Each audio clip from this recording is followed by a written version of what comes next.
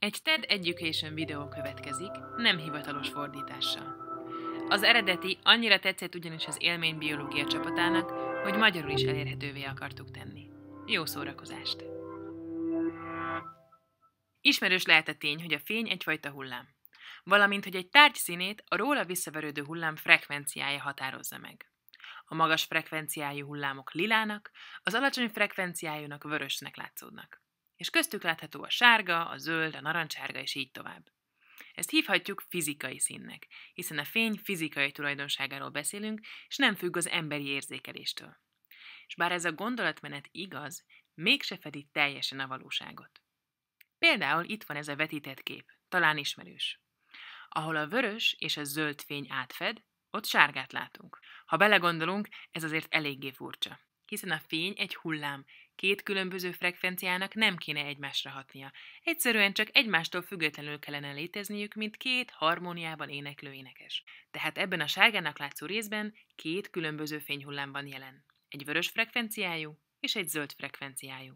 Egyáltalán nincs is itt sárga fény. Akkor viszont a metszetet, ahol a vörös és a zöld fény keveredik, miért látjuk mi sárgának? Hogy ezt megértsük, egy kis biológiára van szükségünk. Hogy is látjuk a színeket? A fényérzékelés egy papírvékony sejtrétegen megy végbe. Ez a retina, amely a szemgolyó belső felszínét fedi. A retinán két különböző típusú fényérzékelő sejtet találunk, pálcikákat és csapokat. A pálcikákból csak egyfajta van, és ezeket használjuk gyenge fényben. A csapokat ugyanakkor más fából faragták. Háromféle csapsejt létezik, ezek a vörös, a zöld és a kék színre érzékenyek. Amikor egy színt látunk, mindegyik csap a saját jelét küldi az agyba. Például tegyük fel, hogy sárga fény, igazi sárga fény, sárga frekvenciával érkezik a szembe.